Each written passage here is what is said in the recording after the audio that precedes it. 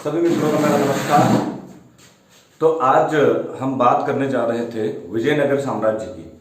मित्रों, विजयनगर साम्राज्य के ऊपर मैं दो वीडियो बनाऊंगा, एक आरंभिक और एक बाद में जो कृष्णदेवराय और पुर्तगालियों का समय था। ठीक है, इसके अतिरिक्त एक वीडियो में बनाऊंगा बहमनी साम्राज्य पर। तो आज मैं आपको विजयनगर साम्राज्य के बारे में बताने वाला हूं। पहले इसके एक ऐतिहासिक बैकग्राउंड पर मैं नजर रखता हूं।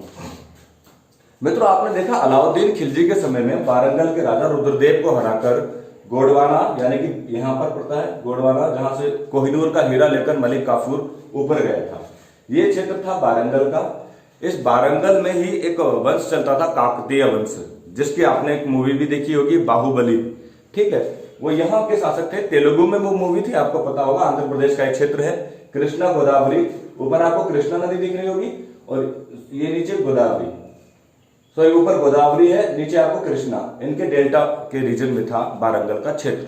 ठीक, कभी वारंगल के काकतियों के सामंत रहे ये विजयनगर साम्राज्य के शासक, जो आपको नीचे दिख रहा है। इसकी स्थापना कैसे हुई देखिए। मोहम्मद बिन तुगलक के समय में पूरा भारत, दक्षिण भारत दिल्ली सल्तनत के अधीन हुआ करता था। लेकिन दिल्ली से नियंत्रण रखना दक्षिण भारत के लिए मोहम्मद बिन तुगलक के लिए एक चुनौती था, जिसके कारण आपने पढ़ा होगा कि उसने अपनी राजधानी नीचे दौलताबाद में भी बनाई, ताकि वो दक्षिण पर नियंत्रण स्थापित कर सके। परंतु उसके बाद उसको दौलताबाद से राजधानी अपनी दोबारा दिल्ली बनानी पड़ी और इतना बड़ा भूभाग का एक क्षेत्र 1336 में अलग हो गया। विजयनगर साम्राज्य के शासकों पर आरोप लगा कि उन्होंने मोहम्मद बिन तुगलक के दुश्मनों को अपने यहां शरण दी। ठीक, वो कंपली एक राज्य प्रत्यय करना दक्षिणी कर्नाटक में, यहाँ पर कंपली के ये मंत्री थे। ठीक है, पहले ये काकतीय राजाओं के सामंत हुआ करते थे, बाद में कंपलियों में ये मंत्री थे। दो भाई, हरिहर और बुक्का, दोनों को मोहम्मद बिन तुगलक ने अपने दुश्मनों को शरण देने के कारण गिरफ्तार कर लिया। कंपली पर बहुत बड़ा अटैक किया। जब दोनों को गिरफ्तार किया तो दोनों की काबिलियत देखने के बाद मोहम्मद बिन तुगलक ने उन्हें अपने दरबार में मंत्री बना दिया और यहाँ का सूबेदार नियुक्त किया। इसके लिए उसने मोहम्मद बिन तुगलक ने दोनों भाइयों से इस्लाम धर्म कबूल करवाया। ठीक, जैसे ये दोनों भाई वापस दक्षिण में आए तो इन्होंने क्या किया, इन्होंने दोबारा अपने गुरु विद्यारण्य के संरक्षण में हिंदू धर्म फिर से स्वीकार कर लिया और स्वीकार करते ही अपने साम्राज्य को अलग घोषित कर लिया। उस समय पर विजयनगर साम्राज्य के निकट दक्षिण में, देखिए मैं आपको बता दूं लोकेशन, यहाँ पर होयसाल राजवंश चलता था। होयसाल एक राजवंश था। नीचे मदुरई का मुस्लिम शासक था। मदुरई आपको पता होगा, तमिलनाडु में आज भी एक जगह पड़ती है, मंदिरों का शहर बोला जाता है। यहाँ पर मुस्लिम राजा था एक, और ऊपर होयसाल शासक थे। बीच में कंपली का ये मंत्री अपना शासन चला रहे थे, हरिहर और बुक्का। तो मित्रों, यहीं से इन्होंने मोहम्मद बिन तुगलक से अपनी स्वतंत्रता घोषित की और अपने साम्राज्य का विस्तार शुरू कर दिया। तो इस विस्तार में इसके संस्थापक माने जाते हैं हरिहर प्रथम। देखिए, इस वंश की स्थापना दो भाइयों ने की, आपको भी पता है। दोनों मोहम्मद बिन तुगलक द्वारा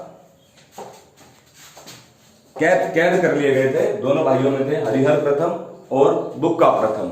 ठीक है, आरंभिक 20 सालों तक हरिहर प्रथम का साम्राज्य रहा और माना जाता है कि ये एक कुनबा टाइप की फैमिली थी, यानी कि पूरा परिवार संगठित होकर इस राज्य को चलाता था। राज्य के विस्तार के अंतर्गत मैं बता दूं, इन्होंने शुरुआत में क्या किया, इन्होंने शुरुआत में होयसाल राजा को पराजित करके उसकी सीमा का क्षेत्र अपने कब्जे में ले लिया। जैसे ही शासक बना हरिहर प्रथम, होयसाल शासक जो हिंदू शासक था उसके और मदुरई के शासक के बीच लड़ाई हुई। होयसाल राजा हार गया। उसका फायदा मदुरई के शासक ने नहीं उठाया जो मुस्लिम शासक था, बल्कि उसका फायदा उठाया गया हरिहर और बुक्का भाइयों द्वारा और अपने साम्राज्य को बढ़ा दिया गया और 20 वर्षों तक शासन चलता रहा। इन्होंने दक्षिण में चोल, चेर, इन सारे साम्राज्यों को समाप्त किया। 1356 तक, यहां तक देखिए, मदुरई के शासक इनके अधीन नहीं थे। हाँ, समझ रहे हैं आप बातों को। अच्छा, ऊपर बहमनी साम्राज्य भी स्थापित हो गया 1347 में, हसन गंगू ने बना दिया। हसन गंगू बहमनी साम्राज्य के बारे में हम अलग से वीडियो बनाएंगे। ये ब्राह्मणों के संरक्षक में पले पड़े थे, जिस कारण इन्होंने अपने साम्राज्य का नाम बहमनी साम्राज्य रखा। हालांकि इसके सारे शासक मुस्लिम थे। ठीक, तो विजयनगर साम्राज्य की स्थापना हरिहर प्रथम ने कर दी। ठीक है, 1347 में उनका एक और दुश्मन आए गए, बहमनी साम्राज्य। फिलहाल हम आरंभिक दौर की बात कर रहे हैं। 1336 में इनका साम्राज्य दक्षिण में यहां तक फैल गया। सीमा देखिए आप, ऊपर वारंगल है, यहाँ गोलकुंडा है। 1347 के बाद ऊपर बहमनी साम्राज्य स्थापित हो जाएगा। इधर उड़ीसा है और इधर रेड्डियों का शासन है। ठीक है, हम इसके ऊपर अभी बात करेंगे। आराम से आप सुनते जाइए, आपको पूरी कहानी समझ में आ जाएगी। 1356 आते आते मदुरई के शासक को भी निपटा दिया गया। मदुरई का शासक जब कमजोर पड़ा तो विजयनगर साम्राज्य के शासकों ने यानी कि बुक्का प्रथम ने आते ही क्या किया, बुक्का प्रथम ने आते ही मदुरई के शासकों का अंत किया और विजयनगर साम्राज्य का विस्तार आप देख पा रहे होंगे पूरे दक्षिण भारत में हो गया। ये वही विजयनगर के राजा हैं जिन्होंने, आपको पता होगा, हम्पी, विजयनगर जैसे क्षेत्र में अनेक विशाल भव्य मंदिरों का निर्माण किया है। आगे आगामी राजाओं में आप इसमें अगले वीडियो में कृष्ण देव राय के बारे में सुनेंगे, जिनके मंदिरों के बारे में हम जरूर बात करेंगे। विठल देव मंदिर, हम्पी का रथ मंदिर, बहुत सारी इंपॉर्टेंट चीजें आपको बताएंगे। ठीक, तो देखिए फिलहाल हम आरंभिक दौर की बात करें तो बुक्का प्रथम 1356 में गद्दी पर बैठा। अभी तक ये एक फैमिली कुनबा चला रहा था, अब बुक्का प्रथम के हाथ में कमान आ गई।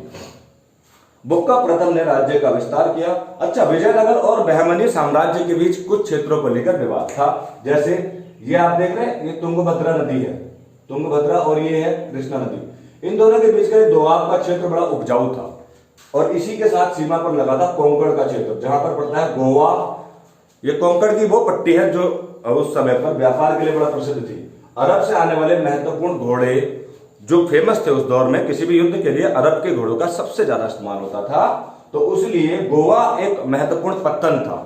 और कृष्णा और जो ये दोआब का क्षेत्र है, कृष्णा और तुंगभद्रा का, ये उन दिनों दोआब में आपको पता है ना, उपजाऊ फसल बहुत ज्यादा होती थी, जिस कारण यहां पर अधिकार के लिए इनके बीच लड़ाई चलती रही। उसमें क्या निष्कर्ष निकला, आधा क्षेत्र दोआब का इनके अधीन हो गया और आधा क्षेत्र बहमनी साम्राज्य के अधीन हो गया। इस प्रकार लड़ाई थोड़ा शांत हुई। एक और इनकी लड़ाई की वजह थी, वो थी ये क्षेत्र कृष्णा गोदावरी का डेल्टा। वारंगल का शासक इतना मजबूत नहीं था, इसीलिए ये आपस में लड़ते थे, विजयनगर साम्राज्य और बहमनी साम्राज्य, कृष्णा गोदावरी के डेल्टा। ये भी बहुत उपजाऊ क्षेत्र था। मैंने जब आपको ज्योग्राफी की वीडियो पढ़ाई थी तो बताया था मैंने कि यहां पर भी जलोढ़ मिट्टी मिलती है। बड़ा अजीब था वो इत्तेफाक, ठीक है, कि इस जगह पर जलोढ़ मिट्टी का मिलना। तो ये तीन क्षेत्र जो युद्ध के कारण थे, बहमनी और विजयनगर साम्राज्य के, कृष्णा गोदावरी का दोआब का क्षेत्र, कोंकण तट का गोवा का क्षेत्र, और कृष्णा, और ये कृष्णा तुंगभद्रा का दोआब है, ये कृष्णा और गोदावरी का डेल्टा का क्षेत्र, जो युद्ध के प्रमुख कारण हुआ करते थे। इन्हीं युद्धों के कारण 1377 में माना जाता है, जो 1377 में बुक्का ने शासन किया 20 साल, इस दौरान 1367 में बुक्का ने इस दोआब के क्षेत्र में मुदक्कल, जो बीच में पड़ता है, दोआब का क्षेत्र जो विवादित क्षेत्र है, यहां पर मुदक्कल के किले पर आक्रमण किया और सारे मुस्लिम शासकों को मार दिया, सिर्फ एक को छोड़ा, और यह कहकर कि अपने राजा को बता दो इस क्षेत्र पर हमारा अधिकार होने वाला है। बुक्का प्रथम ने यह कार्य किया। यह सब जानने के बाद उस समय पर बहमनी साम्राज्य के राजा को बहुत गुस्सा आया और उसने अटैक किया खतरनाक। इस दौरान मैं बताऊं कि एक प्रत्येक व्यक्ति को, मुस्लिम व्यक्ति को मुदक्कल में मार दिया गया और इसी का बदला लेने के लिए बहमनी साम्राज्य के शासक ने कहा कि जब तक वो विजयनगर साम्राज्य के 1 लाख हिंदुओं को मौत के घाट न उतार दे, चैन से नहीं रहेगा। उसने यही काम किया, उसने विजयनगर पर हमला किया और बहुत ज्यादा अटैकिंग में तूफान रहा। माना जाता है कि पानीपत की पहली लड़ाई में पहली बार तोपों का इस्तेमाल हुआ। परंतु यहां पर मैं आपको बता दूं कि विजयनगर का साम्राज्य राजा बुक्का एक जंगल में छुप गया अपनी जान बचाने के लिए। जब काउंटर अटैक हुआ तो वहां पर माना जाता है कि दोनों सेनाओं के बीच तोपों से लड़ाई जारी रही और बुक्का प्रथम किसी तरह से अपने जान बचाने में कामयाब रहा। और बड़ी बात, बुक्का प्रथम न सिर्फ अपनी जान बचाने में कामयाब रहा बल्कि विजयनगर साम्राज्य को भी बचाने में कामयाब रहा। हालांकि इतनी ज्यादा हत्याएं उसने कर दी कि बहुत सारे लोगों को मार दिया। किसने? बहमनी साम्राज्य के राजा ने। बाद में इन दोनों के बीच समझौता हो गया, क्योंकि ना तो वो राजा को मार पाया, ना कोई हिस्सा कब्जा कर पाया विजयनगर का। तो दोनों के बीच एक संधि हुई कि हम इसी अपना आधा हिस्सा तुंगभद्रा का आप रखिए और आधा हिस्सा हम रखते हैं। और ये जो नरसंहार हम कर रहे हैं, जिससे हमारी जनता मर रही है, बेवजह लोग मर रहे हैं, अनाथ लोग मर रहे हैं, हम ये निर्ममता नहीं रखेंगे। आगे से जब भी लड़ाई होगी आमने सामने की होगी, जनता को उस तरह निर्दयता के साथ नहीं मारा जाएगा। चलिए, कुछ टाइम तक तो शांति व्यवस्था रही, आपस में छोटी मोटी लड़ाई सेनाओं के बीच हुई, जनता का नरसंहार नहीं हुआ। परंतु अब आगे क्या होने वाला है? बुक्का का काल जैसे तैसे 1377 तक चला गया। अब समय आता है हरिहर द्वितीय का। हरिहर द्वितीय के समय में भी बहुत ज्यादा कुछ बदलाव नहीं हुए।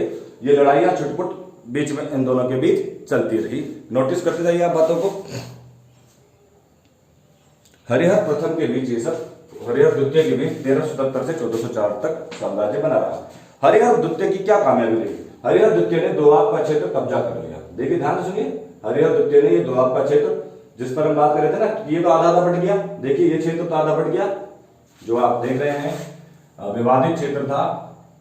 कृष्णा और तुंगभद्रा का आधा हिस्सा ले लिया बहमनी साम्राज्य ने और आधा हिस्सा ले लिया विजयनगर ने। और हरिहर द्वितीय ने क्या किया, ये कोंकण का गोवा तट, जहां से अरब से घोड़े आते थे, उस क्षेत्र पर अपना कब्जा कर लिया। ठीक है, ये कब्जा बना रहा। ठीक है, अब उसके बाद शासन हुआ देवराय प्रथम का 1404 से 1422 के दौरान। उस समय पर बहमनी साम्राज्य से सबसे शक्तिशाली राजा अहमद शाह का यहां पर राज्याभिषेक हुआ। बहमनी साम्राज्य से अहमद शाह, और अहमद शाह, देखिए मैं आपको बताऊं कि ये जो हसन गंगू जब इस सिंहासन पर बैठा था मोहम्मद बिन तुगलक की बगावत के बाद, तो बारंगल के शासक ने हसन गंगू का सपोर्ट किया था, साथ दिया था, और दोनों के बीच एक एग्रीमेंट हुआ था कि बारंगल पर हिफाजत बहमनी साम्राज्य करेगा। परंतु अहमद शाह ने उस रूल को तोड़ दिया। अहमद शाह ने क्या किया, अहमद शाह ने मैं आपको बताऊं, अहमद शाह ने गोलकुंडा तक के क्षेत्र पर अपना कब्जा कर लिया। गोलकुंडा जहां से हीरा मिला था, यह क्षेत्र छीन लिया बारंगल के शासक से, और बारंगल के शासक ने भी हार मान ली। लेकिन पुराने समझौते के अनुसार अहमद शाह ने यह कहा कि ठीक है, हम गोलकुंडा तक कब्जा कर रहे हैं, उसके आगे हम कोई कब्जा नहीं करेंगे। ठीक है, दोनों के बीच फिर से एक एग्रीमेंट हो गया। बदले में 1 लाख मोती जड़ित सिक्के उसको प्रोवाइड किए गए। सॉरी, 1 लाख रुपए के बराबर वैल्यूज बारंगल के शासक ने दिया, गोलकुंडा भी दिया, और बारंगल के शासक ने अहमद शाह के साथ अपनी पुत्री की शादी भी करवा दी।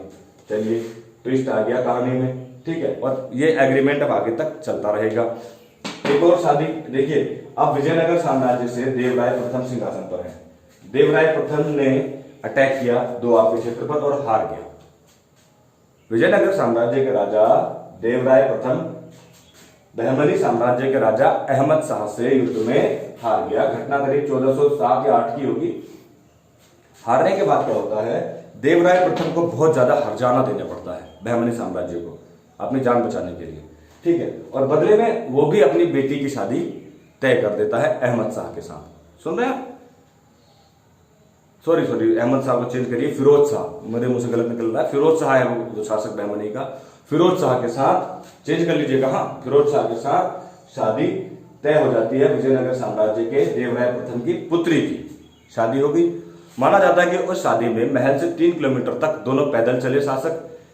बहुत भव्य स्वागत किया गया फिरोज शाह का, बहुत बढ़िया, मतलब एक शादी समारोह को इस तरह से दिखाया गया कि कितना बेहतरीन दोनों के बीच संबंध स्थापित है। ठीक है, लेकिन ये संबंध ज्यादा समय तक स्थापित भी ना रहा। ठीक है, देवराय प्रथम ने क्या किया, बारंगल के शासक जिसके साथ एग्रीमेंट था बहमनी साम्राज्य का, जो हिंदू शासक था, उसको अपने खेमे में ले लिया। अब दक्षिण भारत का सारा शक्ति संतुलन ही बदल गया। ध्यान से नोटिस करिए इन बातों को, शक्ति संतुलन ही कंप्लीटली चेंज्ड हो गया। दोनों ने मिलकर इस क्षेत्र पर कब्जा करने की योजना बनाई। रेडियो बंदियों को तो बुरी तरह से कुचल दिया गया। रेड्डी बंधु तो वैसे ही कमजोर थे, रेड्डी साम्राज्य तो कमजोर था, और इस क्षेत्र पर फिर से कब्जा करने लगे। देवराय प्रथम ने यहां पर कब्जा कर लिया, और दहेज में, क्योंकि जब युद्ध में हारा था ना देवराय प्रथम, तो दहेज में दोआब का क्षेत्र में बांकापुर देना पड़ा था। बांकापुर आप समझ रहे हैं, बांकापुर दोआब के क्षेत्र में स्थित था। जब ये हारा था देवराय प्रथम, अपनी पुत्री की शादी कराई थी, तो दोआब का क्षेत्र भी गवा दिया था। ठीक है, अंत में अपने साम्राज्य के अंत में 1422 में जब देवराय प्रथम ने जब थोड़ा सा कमजोर हुआ फिरोज शाह, उसको हरा दिया और बांकापुर और ये सारा क्षेत्र दोबारा विजयनगर साम्राज्य में मिला दिया। समझ रहे हैं बातों को? ठीक है, इसके बाद बहमनी साम्राज्य कुछ कमजोर पड़ा। जैसे ही कमजोर पड़ा, फिरोज शाह को अपदस्थ कर सिंहासन पर बैठा अहमद शाह, और यहां से एक योग्य शासक देवराय द्वितीय गद्दी पर बैठा, जो इनका सबसे मजबूत शासक माना जाता है। देवराय प्रथम ने माना जाता है अपनी सेना को प्रशिक्षण देने के लिए, अरब के लोग घोड़े में पारंगत थे, 200 मुस्लिमों को अपनी सेना में शामिल किया और करीब 80,000 हिंदुओं की सेना को प्रशिक्षण दिलवाया उनसे। समझ रहे हैं आप? देवराय द्वितीय के समय में कई मुस्लिम जो वहां पर लोग थे, उनको बड़ी बड़ी पोस्ट पर जगह दी। क्यों? ताकि वो प्रशिक्षण दे सके। जो हिंदू सैनिक हमारे पास हैं, उनको अच्छी ट्रेनिंग मिले, जिसके बाद बहुत सा क्षेत्र भी जीतना है। ये माना जाता है कि इन्होंने उत्तरी श्रीलंका पर भी अपना कब्जा स्थापित कर लिया था। ठीक है, देवराय द्वितीय के समय में ये काल कला के लिए भी प्रसिद्ध रहा, साथ बाकी चीजों के लिए भी प्रसिद्ध रहा। इसकी और अत्यधिक विवेचना हम अगली वीडियो में करेंगे। मैं इसको ज्यादा कॉम्प्लिकेटेड नहीं बनाना चाहता, क्योंकि कुछ चीजें यहाँ पर थोड़ी सी कॉम्प्लिकेटेड हो गई है। परंतु फिलहाल मैंने जो भी बोला आप उसको नोट करते रहिएगा। इसके ऊपर एक वीडियो और बनेगी और एक ही वीडियो में बनाऊंगा बहमनी साम्राज्य के ऊपर। फिलहाल आपको मैं इस वीडियो को ज्यादा लंबा नहीं कर रहा हूं, यहीं पर सीमित रख रहा हूं। आपको ये वीडियो कैसा लगा मुझे जरूर बताइएगा। धन्यवाद।